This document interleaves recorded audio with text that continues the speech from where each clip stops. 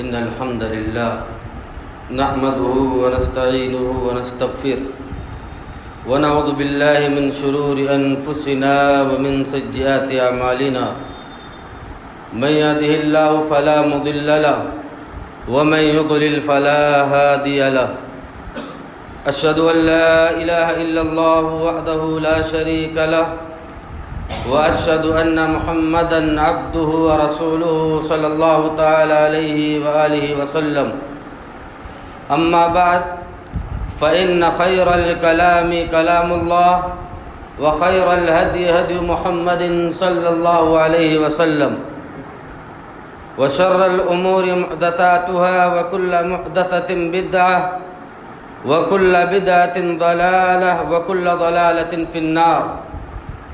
قال الله سبحانه وتعالى في كتابه العزيز: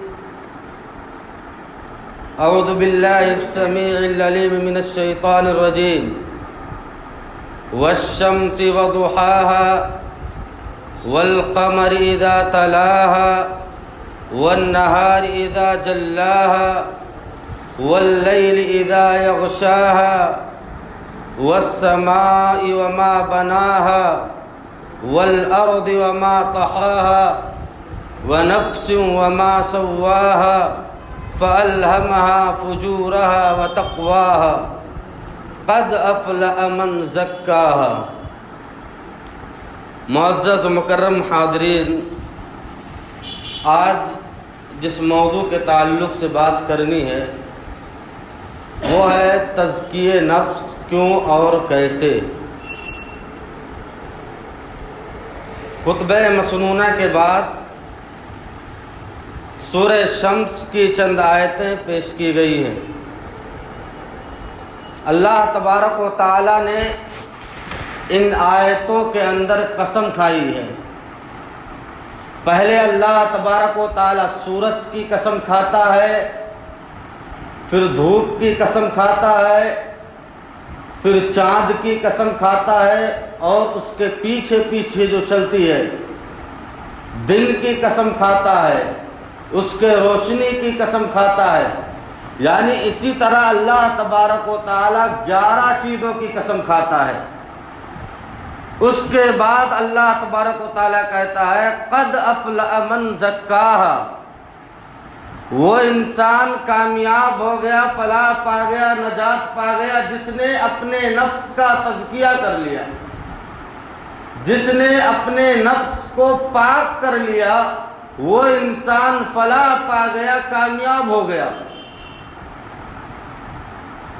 موضوع بڑا ہی اہم ہے کیونکہ اللہ تبارک و تعالی نے 11 چیزوں کی قسم کھانے کے بعد یہ کہا کہ اگر انسان اپنے نفس کا تزکیہ کر لیتا ہے تو وہ کامیاب ہو جاتا ہے. لہذا ضرورت ہے کہ ہم اسے غور سے سنیں. سب سے پہلے ہم جانیں کہ تزکیہ کہتے کسے ہیں، تزکیہ کی ڈیفینیشن اور اس کی تعریف کیا ہے. عربی زبان میں تزکیہ 2 معنوں کے لیے آتا ہے. ایک یہ ہے کہ انسان کو پاک کر دینا، یعنی کسی چیز کو صاف کرنا، پاک کرنا. کہا جاتا ہے زکیت التوبہ، میں نے کپڑے کو صاف کیا. دوسرا معنی یہ ہوتا ہے کہ بڑھوتری کرنا، اضافہ کرنا، یعنی کسی چیز کے اندر اضافہ کرنا. کہا جاتا ہے زکیت المال، میں نے مال کو بڑھا دیا، میں نے مال کے اندر اضافہ کیا. اب دونوں معنی کو سامنے رکھتے ہوئے ہم دیکھتے ہیں کہ اس کی تعریف کیا ہوتی ہے. اس کی تعریف ہوتی ہے کہ تزکیہ نفس کا مطلب ہے انسان اپنے آپ کو بری عادتوں سے، برے اخلاق سے اور اسی طریقے سے گندی صفتوں سے نکال کر اچھے عادات، اچھے اخلاق، اچھے کیریکٹر اور اوصاف حمیدہ کو اپنے اندر جگہ دے. یہ تزکیہ نفس کا مطلب ہوتا ہے کہ بری عادتوں کو انسان اپنے آپ سے دور کر دے اور اچھی عادتوں کو انسان اپنے اندر سمائے، اپنے اندر اسے پیدا کرنے کی کوشش کرے. اسی طریقے سے سوال یہ ہے کہ بھائی ہم تزکیہ کیوں کریں؟ وجہ کیا؟ ہم اپنے نفس کا تزکیہ کیوں کریں؟ ہم سے سوال کیا جا سکتا ہے کہ نفس کا تزکیہ کیوں کریں؟ تو اس کا سب سے پہلا جواب یہ ہے کہ اللہ تبارک و تعالی نے جتنے انبیاء کو اس دنیا میں بھیجا تھا، سب کے بھیجنے کا مقصد تھا لوگوں کا تزکیہ کرنا، لوگوں کے اندر سے شرک و بدعت کو، برائیوں کو نکال کر اچھائیوں کو لا کر پیوست کر دینا، ڈال دینا۔ سورہ نحل کے اندر آیت نمبر 35 کے اندر اللہ نے فرمایا وَلَقَدْ بَعَثْنَا فِي كُلِّ أُمَّةٍ رَسُولًا أَنِ اعْبُدُوا اللَّهَ وَاجْتَنِبُوا الطَّاغُوتَ۔ اللہ تبارک و تعالیٰ کہتا ہے کہ ہم نے ہر امت کے اندر ایک رسول بھیجا ہے۔ وجہ کیا ہے؟ کہ میری عبادت کی دعوت دی جائے اور طاغوت سے بچایا جائے، لوگوں سے طاغوت کی عبادت سے لوگوں کو دور کیا جائے اور میری عبادت، میری بندگی کی طرف لایا جائے۔ اور ہمارے نبی جناب محمد عربی صلی اللہ علیہ وسلم کی زندگی کا مقصد تو کچھ اور ہی ہے، اور بڑھ کر ہے اس سے۔ اللہ تبارک و تعالیٰ نے اس امت پر احسان گناتے ہوئے کہا لَقَدْ مَنَّ اللَّهُ عَلَى الْمُؤْمِنِينَ إِذْ بَعَثَ فِيهِمْ رَسُولًا مِّنْهُمْ يَتْلُو عَلَيْهِمْ آيَاتِكَ وَيُزَكِّيهِمْ وَيُعَلِّمُهُمُ الْكِتَابَ وَالْحِكْمَةَ کہ اللہ تبارک و تعالیٰ کا ایک احسان ہے، تم پر اللہ کا یہ احسان ہے کہ اللہ نے تم ہی میں سے ایک نبی کو بھیج دیا ہے، ایک رسول کو بھیج دیا ہے جو اللہ کی آیتوں کی تلاوت کرتا ہے اور لوگوں کا تزکیہ کرتا ہے۔ اب اسی طرح آگے آئیں، ابراہیم علیہ السلام کو دیکھ ہزاروں سال پہلے خانہ کعبہ کی تعمیر کر رہے ہیں، خانہ کعبہ کو بنا رہے ہیں۔ اس وقت وہ دعا کر رہے ہیں ربنا وابعث فیہم رسولا منہم یتلو علیہم آیاتک ویزکیہم، اے اللہ تو ان میں سے، یعنی ان لوگوں میں سے میرے بعد ایک رسول بھیج جو کیا کرے، ان کو اللہ کی آیتوں کو، تیری آیتوں کو پڑھ پڑھ کر سنائے اور ان کا تزکیہ کرے۔ تو لہذا تزکیہ اس لیے کرنا ہے کہ تمام انبیاء کرام کو بھیجنے کا مقصد ہی لوگوں کا تزکیہ کرنا ہے اور لوگوں کو اچھے راستے کی طرف لانا ہے، برے راستوں سے دور کرنا ہے۔ اسی طرح آج امت مسلمہ جو ذب و حالی کا شکار ہے، پریشان ہے، مصیبت میں مبتلا ہے، اس کی ایک وجہ یہ ہے کہ ہم اپنے نفس کا تزکیہ نہیں کرتے۔ قرآن پڑھ رہے ہیں، نماز پڑھ رہے ہیں، دروس ہو رہے ہیں، خطبات ہو رہے ہیں، سب کچھ ہو رہا ہے، لیکن اگر کوئی چیز نہیں ہو رہا ہے تو تزکیہ نہیں ہو رہا ہے۔ نفس کو برائیوں سے پاک نہیں کیا جا رہا ہے، نفس کو اچھے عادات کا حامل نہیں بنایا جا رہا ہے۔ لہذا اس وجہ سے بھی ہمیں اور آپ کو تزکیہ کرنا ہے۔ اور ایک وجہ اور ہے کہ آج ہم دیکھتے ہیں نت نئے فتنے وجود میں آتے ہیں، فتنوں کی بھرمار ہے، جہاں دیکھو وہاں فتنے ہی فتنے ہیں۔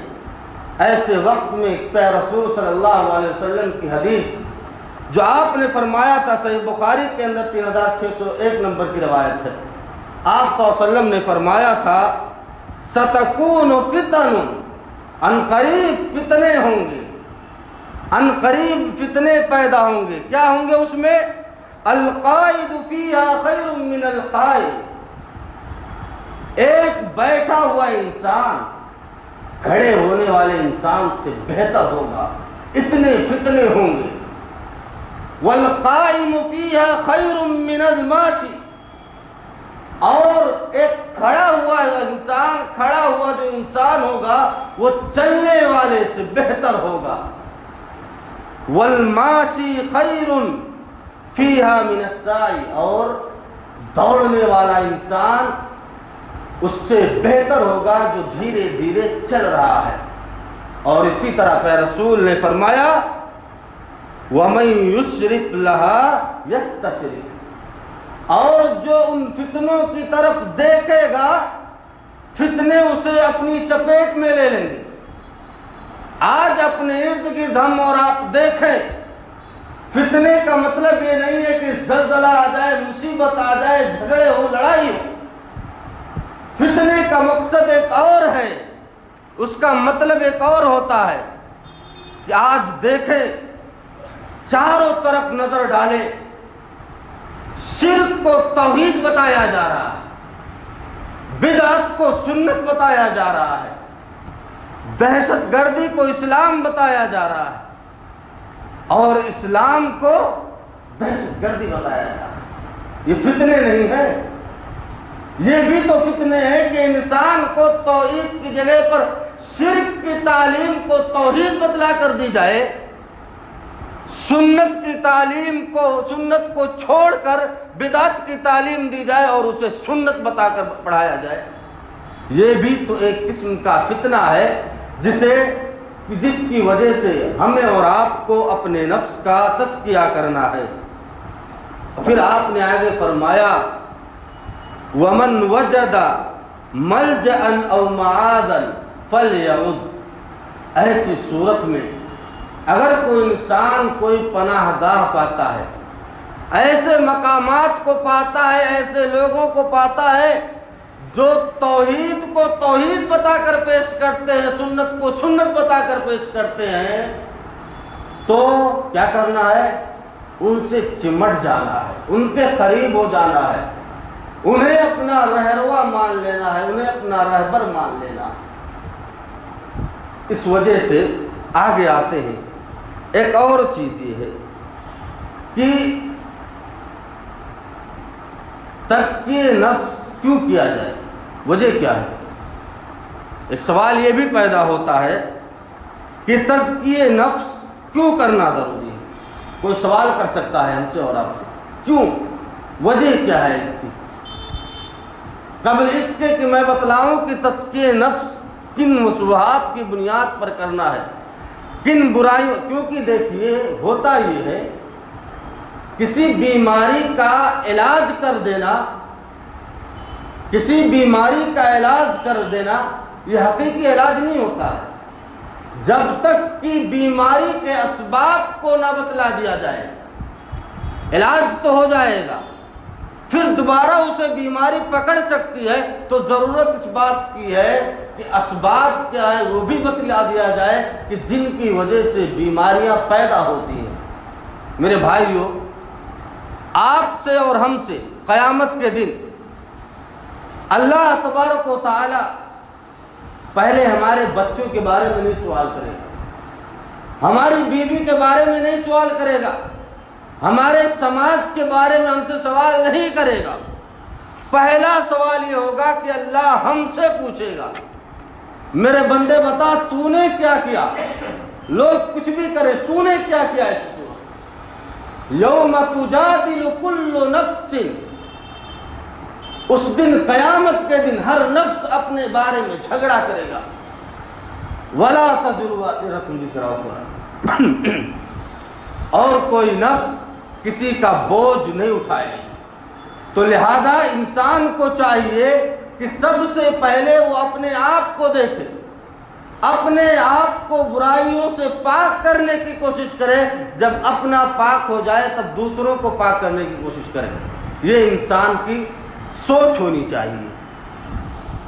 اب آتے ہیں کن اسباب کی بنا پر ہمیں اپنے نفس کا تزکیہ کرنا ہے. وہ کون سی بیماریاں ہیں جن کی وجہ سے ہمیں اپنے نفس کا تزکیہ کرنا ہے.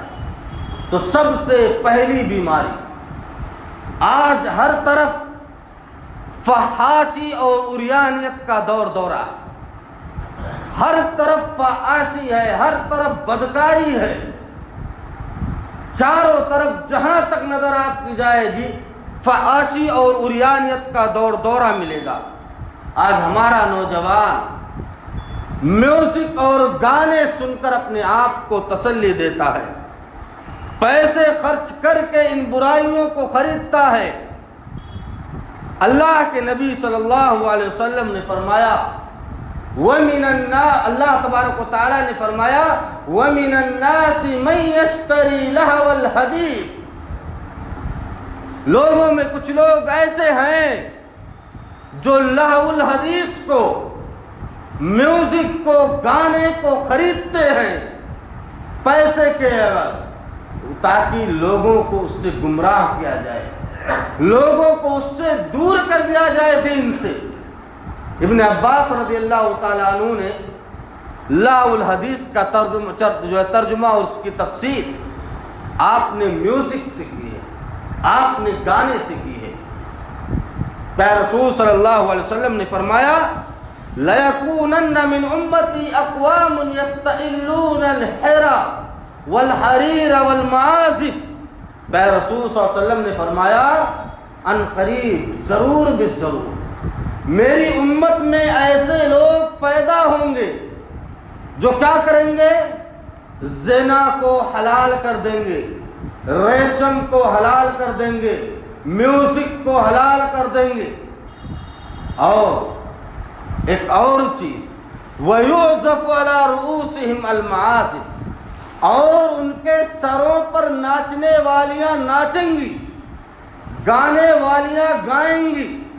استدلال اس سے یہ ہے کہ آج ہم اور آپ ہیڈ فون لگا کر گانا سنتے ہیں، پیارے رسول نے فرمایا ان کے سروں پر ناچنے والیاں، گانے والیاں گائیں گی، ناچیں گی۔ تو آج ہم اپنے کان میں جب لگاتے ہیں تو ہمارے سروں ہی پر تو وہ ناچتی اور گاتی ہیں، کہاں جاتی ہیں؟ تو پیارے رسول صلی اللہ علیہ وسلم نے فرمایا وَيَجْعَلُ مِنْهُمُ الْقِرَدَةَ وَالْخَنَازِيرَ، اللہ تبارک و تعالیٰ ایسے لوگوں کو سور اور بندر بنا دے گا نعوذ باللہ۔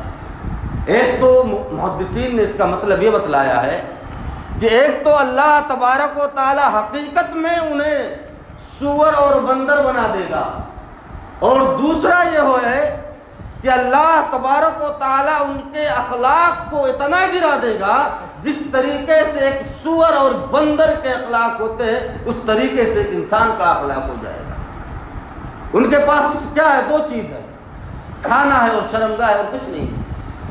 اسی طریقے سے انسان ہو جائے گا، صرف کھائے گا اور اپنی شہوت رانی کرے گا اور کچھ نہیں۔ تو سب سے پہلی بیماری یہ ہے کہ آج سماج اور معاشرے کے اندر فحاشی اور عریانیت کا دورہ ہے، اس لیے ہمیں اور آپ کو ان سے دور رہ کر اپنے نفس کا تزکیہ کرنا ہے، کیونکہ یہ چیزیں ہمارے نفس کو خراب کر رہی ہیں۔ دوسری چیز، انسان اپنے مقصد حیات کو بھول گیا، انسان اپنے مقصد حیات کو بھولا جا رہا ہے۔ بتائیے بطور مثال یہ مائک ہے، اگر یہ مائک آواز نہ دے تو اس مائک کو لگانے کا کیا فائدہ؟ اس مائک کو لگانے کا کیا فائدہ؟ کوئی فائدہ نہیں ہے۔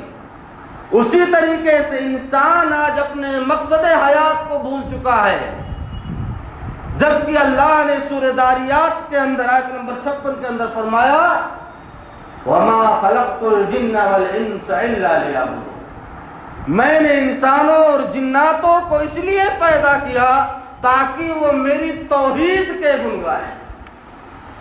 عبادت کا مطلب یہاں لیوحدون ہے۔ مفسرین لکھتے ہیں انسانوں اور جناتوں کے پیدا کرنے کا مقصد یہ ہے کہ وہ توحید کے گن گانے لگے۔ عبادت تو بہت لوگ کرتے ہیں، لیکن توحید والی عبادت کون کرتا ہے؟ اصل یہ ہے۔ لہذا انسان اپنے مقصد حیات کو بھول گیا، اسے سب کچھ یاد ہے، دکان پہ جانا یاد ہے، مارکیٹ میں جانا یاد ہے، کھانا کھانا یاد ہے، پانی پینا یاد ہے۔ یاد نہیں ہے تو صرف یہ یاد نہیں ہے کہ اللہ نے ہمیں پیدا کیوں کیا، اللہ نے ہمیں کیوں اس دنیا کے اندر برپا کیا ہے۔ یہ ہمیں اور آپ کو یاد نہیں ہے۔ اس لیے اللہ نے فرمایا وَلَا تَكُونُوا كَالَّذِينَ نَسُوا اللَّهَ فَأَنسَاهُمْ أَنفُسَهُمْ، ایسے لوگوں کی طرح نہ ہو جاؤ جنہوں نے اللہ کو بھلایا تو اللہ نے انہیں بھلا دیا۔ ایسا مت بنو، اپنے مقصد حیات کو ہم اور آپ بھول جائیں گے، اللہ ہمیں بھول جائے گا، اس کے بعد ہمارا اور آپ کا ٹھکانہ کیا ہوگا اسے ہم بخوبی جانتے ہیں۔ اسی لیے اللہ تبارک و تعالیٰ نے جینیس لوگوں کے، عقل مند لوگوں کی صفات بیان کی ہے۔ آپ پڑھیں سورہ آل عمران آیت نمبر 19 کو، اللہ نے فرمایا ان فی خلق السماوات والارض واختلاف اللیل والنہار لآیات لأولی الالباب الذین یذکرون اللہ قیاما وقعودا وعلی جنوبہم ویتفکرون فی خلق السماوات والارض ربنا ما خلقت ھذا باطلا۔ اللہ تبارک و تعالیٰ نے فرمایا کہ بے شک ہم نے آسمان کی پیدائش میں، زمین کی پیدائش میں اور رات اور دن کی چینجنگ میں عقل مندوں کے لیے نشانیاں رکھی ہیں۔ عقل مند کی تعریف اللہ نے کیا کی؟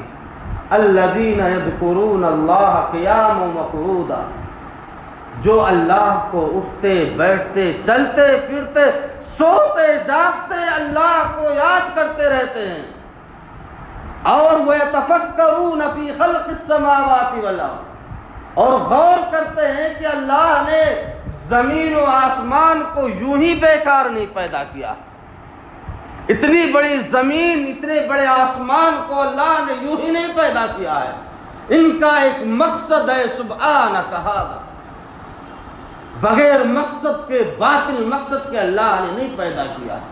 اسی طریقے سے انسان کو بھی اللہ تبارک و تعالیٰ نے اس دنیا کے اندر بے مقصد نہیں پیدا کیا ہے کہ جانوروں کی طرح رہے، جی کہا تو کھا لیا، جی کہا تو پھر، جانوروں والی زندگی نہیں گزارنی ہے۔ اللہ تبارک و تعالیٰ نے فرمایا فَحَسِبْتُمْ أَنَّمَا خَلَقْنَاكُمْ عَبَثًا وَأَنَّكُمْ إِلَيْنَا لَا تُرْجَعُونَ، کیا سمجھتے ہو اللہ نے تمہیں بیکار پیدا کر دیا ہے؟ کوئی مقصد نہیں، کوئی ٹارگٹ نہیں، کوئی ہدف نہیں تمہارے پیدا کرنے کا؟ کیا تمہیں اللہ کی طرف لوٹ کر جانا نہیں ہے؟ بالکل ہمیں اور آپ کو جانا ہے۔ اس لیے میرے عزیز اور دوستو، ضرورت اس بات کی ہے کہ ہم اپنے مقصد حیات کو، مقصد زندگی کو پہچانیں۔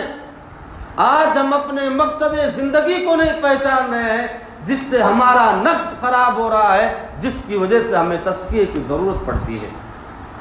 اور تیسری چیز یہ ہے کہ آج ہم غفلت کے شکار ہیں، غفلت کے شکار ہیں۔ دیکھتے ہیں قرآن کی تلاوت ہم سے نہیں ہو پا رہی ہے، نمازوں کی ادائیگی ہمارے سامنے نہیں ہے، ہم بالکل نمازوں کو ادا کرنا ہی نہیں چاہتے ہیں، غفلت ہے بالکل ہماری زندگی کے اندر، ہمیں کچھ بھی پتہ ہی نہیں ہے کیا کرنا ہے کیا نہیں کرنا ہے۔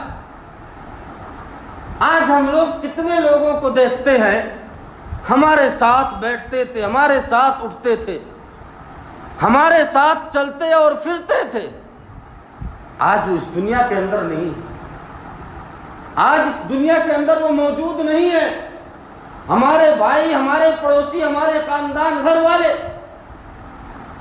ہم لوگوں کو قبرستان میں دفن کرنے جاتے ہیں، اس وقت تھوڑے لمحے کے لیے ہمارے ذہن میں بات کھٹکتی ہے کہ ہمیں بھی آنا ہے یہاں، لیکن اس کے بعد جیسے ہی نکل کے آتے ہیں تو اس کے بعد ساری کی ساری چیزیں وہی کی وہی دھری رہ جاتی ہے، کوئی مطلب نہیں رہتا۔ اسی لیے اللہ نے فرمایا اقترب للناس حسابهم وهم في غفلة معرضون، انسان ایک ایک قدم جتنا چل رہا ہے، ایک ایک لمحے گزار رہا ہے اس دنیا کے اندر، اتنا ہی وہ قیامت کے، آخرت کے قریب ہو رہا ہے، لیکن حالت اس کی یہ ہے کہ بالکل وہ غفلت میں پڑا ہوا ہے، کوئی مطلب نہیں ہے، کوئی ٹینشن نہیں۔ میرے عزیزوں اور دوستو، ہماری اور آپ کی ذمہ داری ہے کہ ہم اور آپ غفلت نہ برتیں، سستی نہ لائیں اپنے یہاں، عبادتوں کے اندر سستی ہمارے یہاں نہیں ہوگی۔ اگر سستی ہوگی تو اس سے ہمارا نفس خراب ہوگا، نفس خراب ہوگا تو تزکیہ کی ضرورت پڑے گی۔ اور چوتھی چیز، دنیا کی محبت، دنیا کی محبت۔ آج ہم اور آپ کس طریقے سے دنیا سے چمٹے ہوئے ہیں، کس طریقے سے دنیا کو ہم اور آپ نے سب کچھ بنا لیا ہے۔ میرا عزیز اور دوستو، اللہ تبارک و تعالیٰ نے سورہ آل عمران کے اندر آیت نمبر 14 کے اندر فرمایا زُجِّنَ لِلنَّاسِ حُبُّ الشَّهَوَاتِ مِنَ النِّسَاءِ وَالْبَنِينَ وَالْقَنَاطِيرِ الْمُقَنطَرَةِ، اللہ تبارک و تعالیٰ نے لوگوں کے لیے مزین کر دیا ہے شہوت کی محبت۔ زُجِّنَ لِلنَّاسِ حُبُّ الشَّهَوَاتِ، شہوت کی محبت کو اللہ نے لوگوں کے لیے مزین کر دیا ہے۔ مال کی محبت اس کے دل میں آئے گی، بچوں کی محبت آئے گی، گھر کی محبت، گھوڑوں کی محبت، سونے اور چاندی کی محبت آئے گی۔ لیکن اللہ نے کیا فرمایا گئے؟ ذالک متاع الحیات الدنیا، یہ دنیا کے سامان ہے، دنیا کے اندر ہے، یہ صرف دنیا کے اندر فائدہ اٹھانے والے سامان ہیں، لہذا ان سے اپنے آپ کو بچا کر رکھو، ان سے اپنے آپ کو دور رکھو، جتنا بھی ہو سکے اپنے آپ کو اس سے دور کیا جائے۔ پیارے رسول صلی اللہ علیہ وسلم کے زمانے میں حضرت عبیدہ ابن جراح رضی اللہ تعالیٰ عنہ بحرین سے غنیمت کا مال لے کے آتے ہیں۔ فجر کا وقت ہوتا ہے، اللہ کے رسول صلی اللہ علیہ وسلم نماز پڑھانے کے لیے جاتے ہیں۔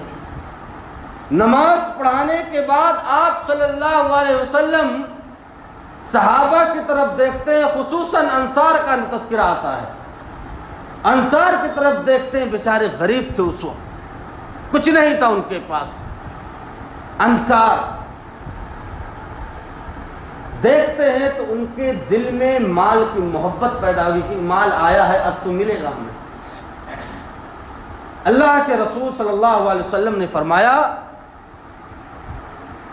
کیا ہوا، کیوں ایسی للچائی ہوئی نظروں سے دیکھ رہے ہو؟ تو انصار نے کہا کہ اللہ کے رسول ابو عبیدہ ابن جراح رضی اللہ تعالیٰ عنہ بحرین سے مال غنیمت لائے ہیں، جس کی طلب ہمارے دلوں کے اندر آ گئی ہے، تھوڑی لالچ پیدا ہو گئی ہے، اور یہ فطری چیز ہے۔ مال کو دیکھنے کے بعد انسان کے اندر ظاہر سی بات ہے، اس کی فطرت ہے کہ وہ مال کو پسند کرتی ہے۔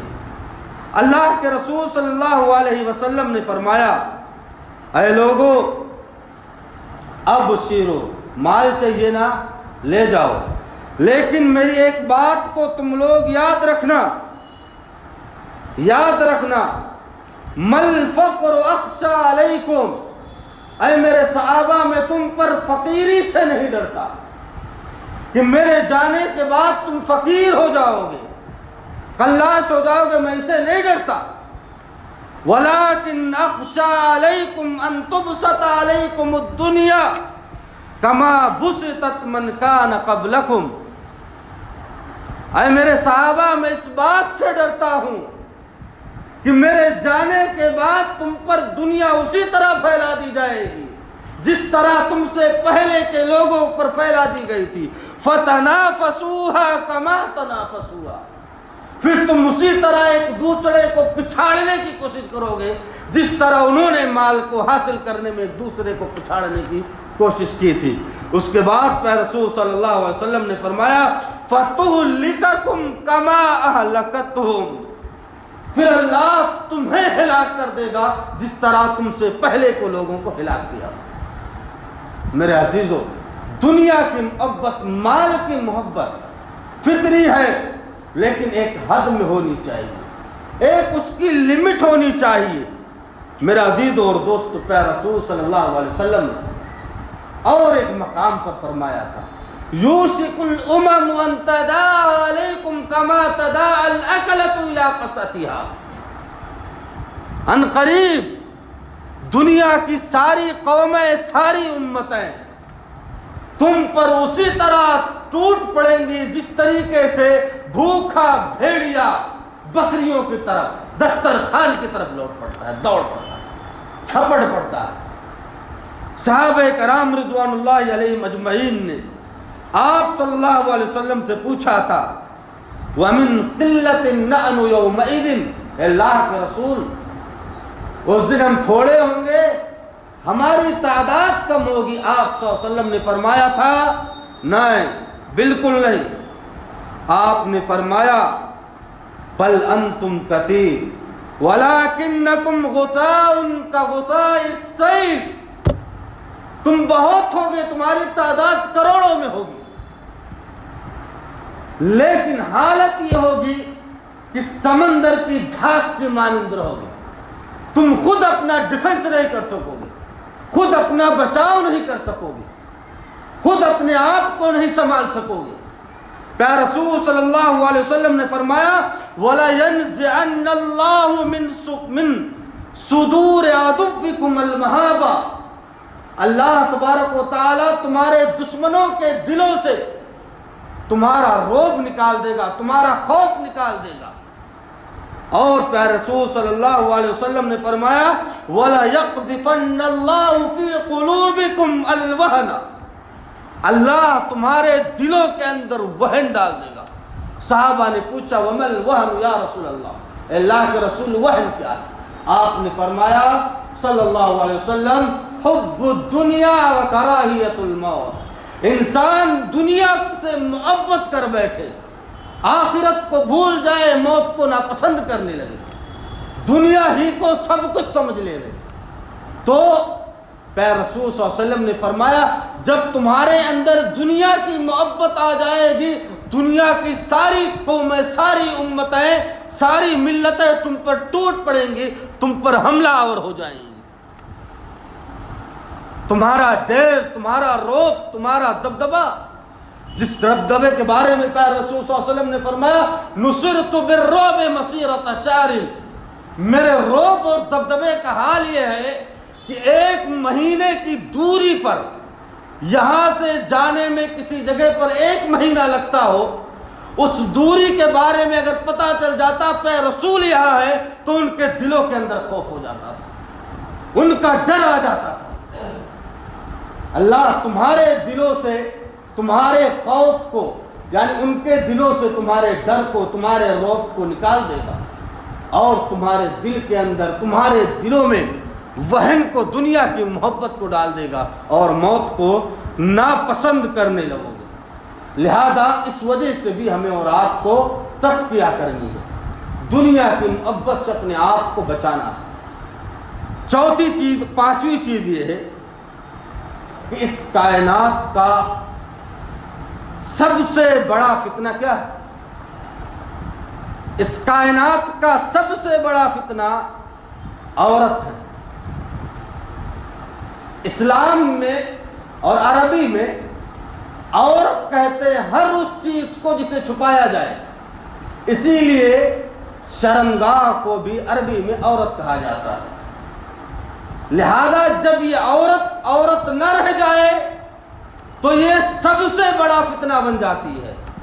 عورت جب اپنے پردے کے دائرے کو چھوڑ دے تو یہ سماج کے لیے، معاشرے کے لیے سب سے بڑا فتنہ بن جاتی ہے۔ پیارے رسول صلی اللہ علیہ وسلم نے فرمایا ما ترکت بعدی فتنة اضر علی الرجال من النساء، میں نے اپنی امت کے مردوں پر عورت سے زیادہ بڑا فتنہ کچھ نہیں چھوڑا۔ یہ عورت اس وقت فتنہ بنتی ہے جب عورت نہ رہ جائے۔ اسی لیے پیارے رسول صلی اللہ علیہ وسلم نے فرمایا المرأة عورة فإذا خرجت استصرفها الشیطان، عورت یہ مکمل پردہ ہے، جب یہ اپنے گھر سے نکلتی ہے شیطان اس کے پیچھے پیچھے نکل جاتا ہے، اس کی طاق میں لگ جاتا ہے۔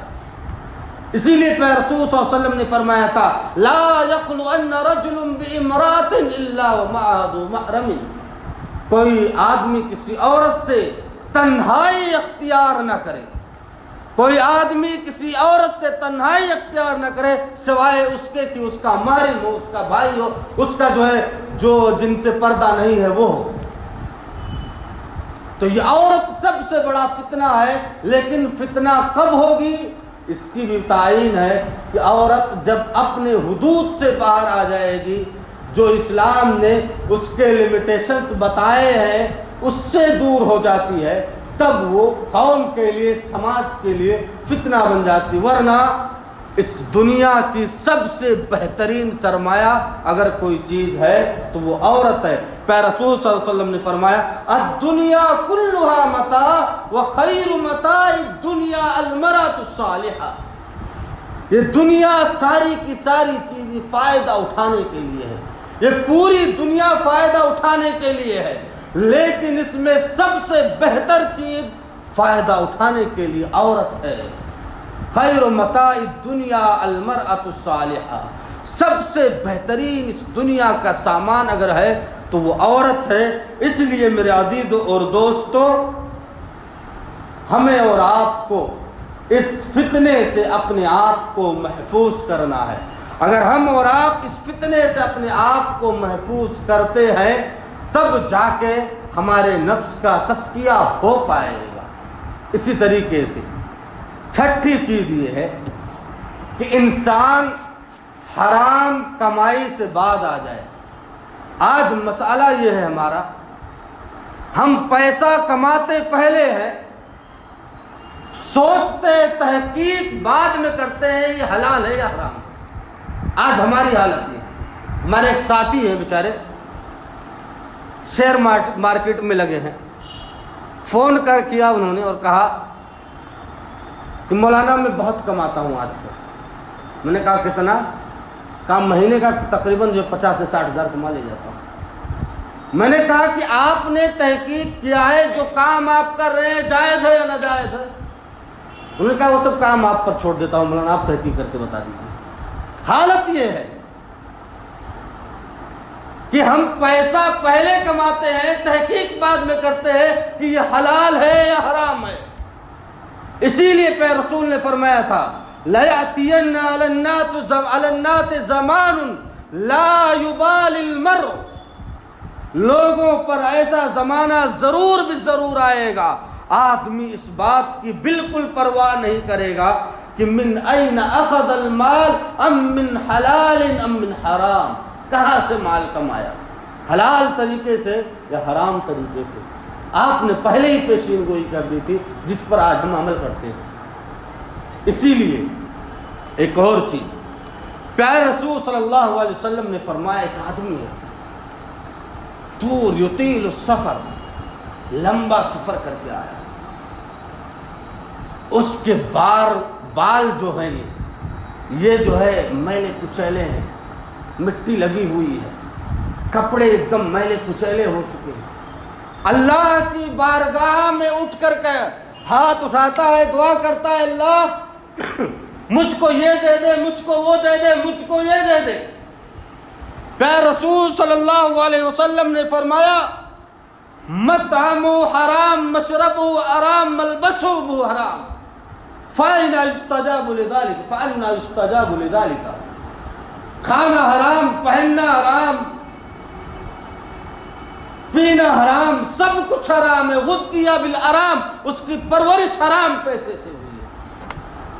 فأنى يستجاب لذلك، اب اس کی دعا کہاں قبول ہو؟ یعنی اس کی پوری زندگی حرام کاری میں گزری ہے، اس کے بعد اب اس پیسے کا اگر حج بھی کر لوگے تو کیا حج قبول ہو جائے گا؟ توبہ نہ کرو، حج کر لو اس پیسے کا، حاجی صاحب اور نمازی صاحب بن جاؤ تو کیا وہ چیز مانی جائے گی؟ بالکل نہیں مانی جانے والی ہے۔ اسی لیے ہمیں اور آپ کو چاہیے کہ ہم اور آپ حرام کمائی سے بچیں، حلال کمائیں۔ اور ساتویں چیز یہ ہے، جمعہ کا خطبہ اپنی جگہ، دروس اپنی جگہ پر ہے، اجتماعات اپنی جگہ پر ہیں، لیکن انسان کا دل پتھر ہو چکا ہے، کوئی چیز اس کے اوپر اثر نہیں کرتی ہے، کچھ بھی اثر نہیں کرتی ہے۔ اللہ تبارک و تعالیٰ نے قرآن میں کہا ہے کہ کچھ پتھر بھی ایسے ہوتے ہیں جن پر اگر کنٹینیو پانی ڈالا جائے تو ان پتھروں کے اندر سوراخ ہو جاتا ہے، لیکن انسان کا دل اس سے بھی سخت ہے، جنازے کو دیکھتا ہے۔ آج ہم اور آپ جاتے ہیں، گھنٹوں بھر نہاتے ہیں، اپنا فیورٹ صابن، اپنا فیورٹ شیمپو، سب کچھ اپنا ٹاول الگ ہے، سب کچھ الگ ہے، آج نہاتے ہیں۔ کیا کبھی ہم اور آپ نے سوچا ہے کہ اس دن، جس دن اس دنیا سے ہم جائیں گے، لوگ گرم پانی سے ہمیں اور آپ کو نہلائیں گے، ہم ان سے یہ نہیں کہہ سکیں گے کہ اجی پانی گرم ہے اس سے بچو، ذرا ٹھنڈا ہو جانے دو تم نہلاؤ، کبھی نہیں کہہ سکتے۔ آج ہم بڑی بڑی گاڑیوں میں گھومتے ہیں، ایک دن ایسا آئے گا لوگ اپنے کندھوں پر اٹھا کر ہمیں لے جائیں گے، ہمارے دل پتھر ہو چکے ہیں، کوئی اثر نہیں ہوتا۔ اللہ نے اسی لیے فرمایا تھا لَهُمْ قُلُوبٌ لَا يَفْقَهُونَ بِهَا وَلَهُمْ أَعْيُنٌ لَا يُبْصِرُونَ بِهَا، دل ہے سمجھتے نہیں ہیں، آنکھ ہے عبرتیں نہیں حاصل کرتے، دیکھتے نہیں، پتہ نہیں کرتے، غور اور تدبر نہیں کرتے ہیں۔ میرے عزیزوں اور دوستو، ہمیں اس کے بارے میں سوچنا چاہیے۔ پیارے رسول صلی اللہ علیہ وسلم نے ایک مرتبہ سے بخاری ابن ماجہ کی روایت ہے، آپ صلی اللہ علیہ وسلم ایک جنازے کے اندر جاتے ہیں، آپ صلی اللہ علیہ وسلم جنازے کے پاس جاتے ہیں، میت کو قبر میں اتارا جاتا ہے، آپ قبر کے پاس بیٹھ جاتے ہیں، فَجَعَلَ يَبْكِي حَتَّى بَلَّ الثَّرَى، آپ صلی اللہ علیہ وسلم رونے لگتے ہیں، اتنا روتے ہیں کہ آپ کی داڑھی بھیگ جاتی ہے۔ آپ صلی اللہ علیہ وسلم نے فرمایا اے میرے صحابہ لِمِثْلِ هَذَا فَأَعِدُّوا، اے میرے صحابہ اس دن کی تیاری کرو، اس دن کی تیاری کرو جہاں کوئی کسی کا نہیں ہوگا، آپ کا مال یہی رکھ گیا، آپ کے بچوں میں تقسیم ہو جائے گا، آپ کا مال آپ کا یہی رہ گیا، آپ کے بچوں میں تقسیم، سب کچھ ختم ہے، کیا جا رہا ہے تمہارے ساتھ؟ تمہارے اعمال جا رہے ہیں، تو لہذا انہیں درست کر لو۔ اسی طریقے سے 8ویں چیز یہ ہے کہ انسان زمین جائیداد کے معاملے میں بڑا حساس، بڑا جینیس ہے، 1 انچ کوئی اسے قبضہ نہیں کر سکتا، 1 انچ کوئی اس سے نہیں لے سکتا، اگر لے لیتا ہے تو اس پر کیس کر جاتا ہے۔ لیکن مسئلہ یہ ہے کہ دین کا جب مسئلہ آتا ہے تو اس کی سمجھداری بھینس چلنے چلی جاتی ہے، کوئی پتہ نہیں، کوئی بھی آیا کھڑا ہوا اس سے دین لینا شروع کر دیا، کوئی بھی آیا میدان میں کھڑا ہو گیا، اس کے ماننے والے ادھر بھی گھوم رہے ہیں ادھر بھی گھوم رہے ہیں، کوئی کھڑا ہوتا ہے کہتا میں مہدی ہوں، مان لیتے ہیں، 1000 2000 اس کے پیروکار بن جاتے ہیں، کوئی کھڑا ہوتا ہے کہتا ہے میں عیسیٰ ہوں، ماننے والے تیار ہیں۔ ہم دنیا کے معاملے میں اتنے حساس، اپنے دین کے معاملے میں اتنے بے حس، کوئی پتہ نہیں، کوئی غور نہیں، کوئی فکر نہیں، ہم کس سے دین حاصل کر رہے ہیں؟ محدثین کا اصول کیا تھا؟ کس سے دین حاصل کرتے تھے؟ ان سے حاصل کرتے تھے جن کا عقیدہ درست ہوتا تھا۔ اگر عقیدہ درست نہیں ہے تو اس ایسے انسان سے دین حاصل کرنا حرام ہے، چاہے وہ اپنے وقت کا علامہ فعامہ پتہ نہیں کیا ہو۔ عقیدہ اگر اس کا باطل ہے تو اس سے دین حاصل کرنا حرام ہے۔ یہ میں نہیں کہتا، علماء کا اس پر فتویٰ اتفاق ہے، اس پر عقیدہ درست ہونا چاہیے۔ اسی طریقے سے یہ تو ہم اور آپ نے سن لیا، اب مختصراً یہ ہماری اور آپ کی بیماریاں تھیں جنہیں ایک ایک کر کے 8 بیماریوں کو بتلایا تھا۔ اب مختصر 10-5 منٹ کے اندر علاج دیکھ لیتے ہیں، علاج کیا ہے؟ بیماری یہ تو ہے، اس وجہ سے ہمیں تزکیہ کرنا، علاج کیا ہے اس کا؟ اب کیا کریں ہم جس سے ہمارے نفس کا تزکیہ ہو جائے؟ پہلی چیز یہ ہے کہ ہم اور آپ اپنا محاسبہ کریں، سوتے جاگتے اٹھتے بیٹھتے اپنے آپ کا محاسبہ کریں۔ اپنے آپ کا محاسبہ کریں، اپنے آپ کو دیکھیں۔ عمر فاروق رضی اللہ تعالیٰ عنہ نے فرمایا تحاسبوا قبل ان تحاسبوا، اپنے نفس کا محاسبہ کرو قبل اس کے کہ تمہارا محاسبہ کیا جائے۔ قبل اس کے کہ تمہارا محاسبہ کیا جائے تم اپنے نفس کا محاسبہ کرو، اپنے آپ کا محاسبہ کرو۔ میرے عزیزوں اور دوستو، ضرورت ہے کہ ہم اپنے آپ کا محاسبہ کریں، اصلاح کریں، اپنے نفس کی برائیوں کو دور کرنے کی کوشش کریں۔ دوسروں پر انگلیاں اٹھانے سے پہلے اپنے آپ کو دیکھ لیں، دوسروں پر انگلیاں اٹھانے سے پہلے، دوسروں پر کیچڑ اچھالنے سے پہلے اپنے آپ کو دیکھ لیں، کیونکہ دوسروں پر ایک انگلی اٹھاتے ہیں، یہ 3 انگلی آپ کے اوپر اٹھتی ہے کہ پہلے اپنا دیکھ لو۔ اور یہ یہودیوں کی صفت ہے، انسان اپنی اصلاح نہ کرے، دوسروں کی اصلاح کرے۔ اللہ نے یہودیوں کی صفت کیا بتلائی ہے؟ اَتَأْمُرُونَ النَّاسَ بِالْبِرِّ وَتَنْسَوْنَ أَنفُسَكُمْ وَأَنْتُمْ تَتْلُونَ الْكِتَابَ۔ کیا ہو گیا ہے؟ لوگوں کو بھلائی کا حکم دیتے ہو، لوگوں کو کہتے ہو کہ یہ کرو، وہ کرو، یہ کرو، تم کچھ کرتے ہی نہیں ہو، حالانکہ تمہیں سب کچھ پتا ہے۔ یہ یہودیوں کی صفت ہے کہ دوسروں پر انگلی اٹھائے، انسان خود اپنی اصلاح نہ کرے۔ لہذا ضرورت اس بات کی ہے کہ ہم سوتے جاگتے اٹھتے بیٹھتے اپنے نفس کی اصلاح کریں، اپنا محاسبہ کریں۔ ہم نے کیا کیا؟ ابھی رات میں سونے جائیں تو پورے دن کا حساب کر لیں، کتنی نیکیاں کی ہیں، کتنی برائیاں کی ہیں، کتنی اللہ کی نافرمانی کی ہے، کتنے اللہ کی اطاعت ہم اور آپ نے کی ہے۔ محاسبہ ہونا چاہیے اپنے آپ کا۔ دوسری چیز یہ ہے، دوسرا علاج یہ ہے کہ ہم اور آپ دیکھیں کہ ہماری اور آپ کی کمپنی کیسی ہے، کن لوگوں سے ہماری دوستی ہے، کون لوگ ہیں دوست، اچھے لوگ ہیں یا برے لوگ ہیں، کن کے ساتھ اٹھتے اور بیٹھتے ہیں۔ آپ اگر دیندار کے ساتھ بیٹھتے ہیں تو دینداری کا تو کچھ نہ کچھ آپ کا اثر آئے گا، لیکن آپ برے انسان کے ساتھ بیٹھتے ہیں، شراب پیتا ہے، سگریٹ پیتا ہے اور کچھ کرتا ہے، آپ نہیں کرتے، آپ نہیں سگریٹ پیتے، آپ نہیں شراب پیتے، لیکن آپ اس کے ساتھ رہتے ہیں جو ایسا کرتا ہے، تو پاسبلٹی ہے کہ آپ بھی کرتے ہوں گے۔ کہا جا سکتا ہے نا کہ آپ بھی کرتے ہوں گے، بھلے کسی نے آپ کو دیکھا نہیں، کیونکہ آپ کے یعنی دوست کو دیکھ کر ہی آپ کی دوستی کا معیار بتایا جاتا ہے کہ آپ کیسے ہو سکتے ہیں۔ اسی لیے پیارے رسول صلی اللہ علیہ وسلم نے فرمایا المرء علی دین خلیلہ، انسان اپنے دوست کے دین پر ہو رہا ہے، فلینظر من یخالل، دیکھ لے وہ کسے اپنا دوست بنا رہا ہے، کس کے ساتھ اس کا اٹھنا اور بیٹھنا ہے۔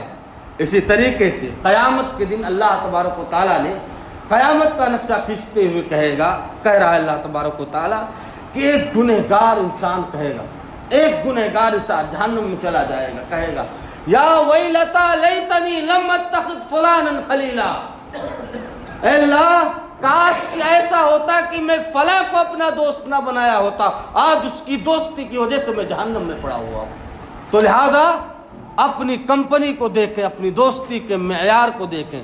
پیارے رسول صلی اللہ علیہ وسلم نے اچھے اور برے دوست کو مثال کو بڑے واضح انداز سے پیش کیا ہے ہمارے اور آپ کے سامنے۔ آپ صلی اللہ علیہ وسلم نے فرمایا مثل الجلیس الصالح والسوء کحامل المسک ونافخ الکیر، اچھے اور برے دوست کی مثال یہ ایسی ہے جیسے عطر بیچنے والا اور بھٹی کو دھونکنے والا، ایک لوہار کی اور عطار کی مثال آپ صلی اللہ علیہ وسلم نے دی ہے۔ پیارے رسول صلی اللہ علیہ وسلم نے فرمایا اما صاحب المسک اما ان تستریہ، معاملہ یہ ہوگا کہ عطر بیچنے والا اگر آپ کا دوست ہوگا، آپ اس کے پاس جا کے بیٹھیں گے، یا تو آپ اس سے عطر خرید لیں گے، خرید نہیں لیں گے تو کم سے کم وہ آپ کے ہاتھ پر عطر لگا دے گا، اگر یہ بھی نہیں ہو سکتا ہے تو کم سے کم اس کے پاس بیٹھنے سے خوشبو تو تمہیں ملے گی۔ مطلب یہ ہے کہ اچھے دوست کے ساتھ رہنے سے کیا ہوتا ہے کہ انسان کو خیر ہی خیر ملتا ہے، اور برے دوست کی مثال آپ نے فرمائی نافخ الکیر، کیر الحداد آپ نے فرمایا، لوہار بھٹی دھونکنے والا۔ آپ صلی اللہ علیہ وسلم نے فرمایا کہ اس کے پاس بیٹھو گے کیا کرے گا؟ وہ آپ کے کپڑے کو جلا دے گا، اس کا دھواں آپ کو لگے گا، اور اگر کچھ بھی نہیں لگتا ہے تو کم سے کم یہ ہوگا کہ اس لوہار کی بھٹی سے جو بو نکل رہی ہوگی ہے اس گندی بو کو تو سونگو گے۔ لہذا پتہ یہ چلا کہ برے دوست کے ساتھ رہنے سے انسان کچھ نہ کچھ تو برائی پا ہی جاتا ہے۔ تو ضرورت اس بات کی ہے کہ ہم اپنے دوستوں کو اچھے اعتبار سے چنیں اور اچھے اعتبار سے اپنے دوستوں کو بنائیں۔ اسی طریقے سے انسان کو چاہیے، تیسری چیز یہ ہے کہ انسان کو چاہیے کہ توبہ و استغفار کرتے رہیں۔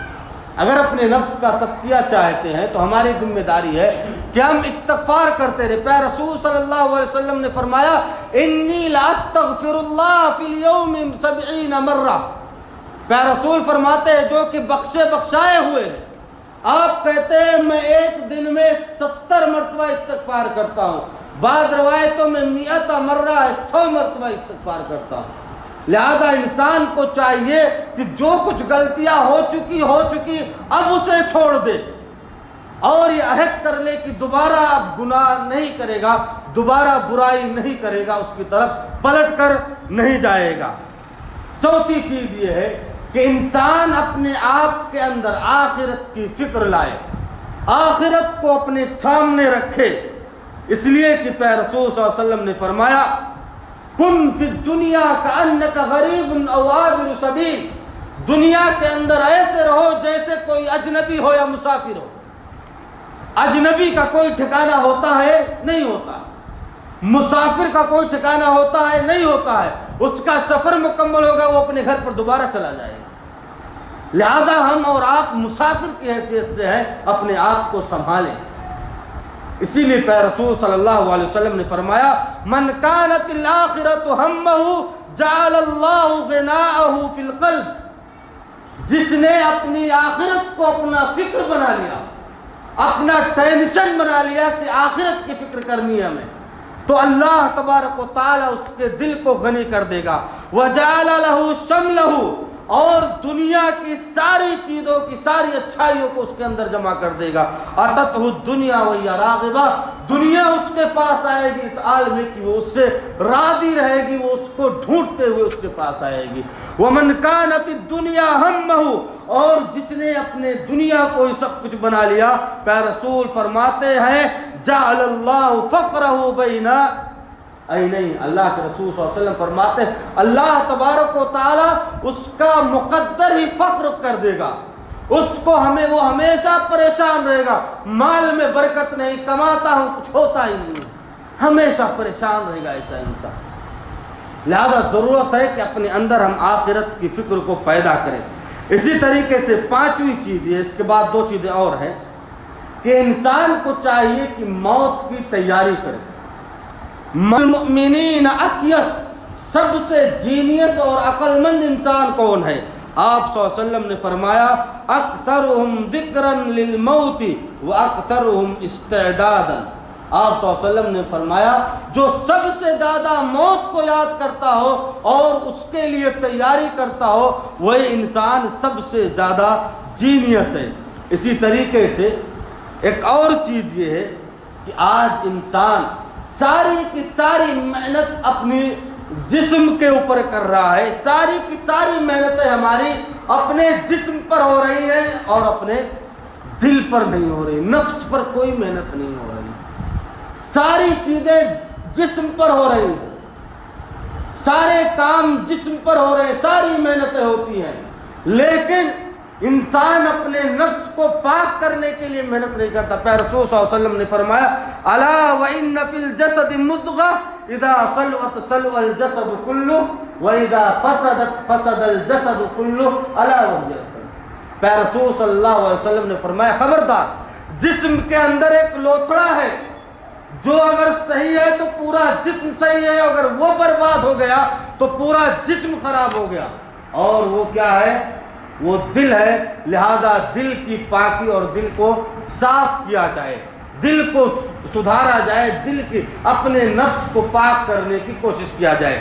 اسی طرح انسان کو چاہیے زبان کی حفاظت کرے۔ اپنے نفس کا تزکیہ کرنا چاہتا ہے تو ضروری ہے اس کے لیے کہ اپنے زبان کی حفاظت کرے، کیونکہ پیارے رسول صلی اللہ علیہ وسلم نے فرمایا من یضمن لی ما بین لحیہ وما بین رجلیہ اضمن لہ الجنہ۔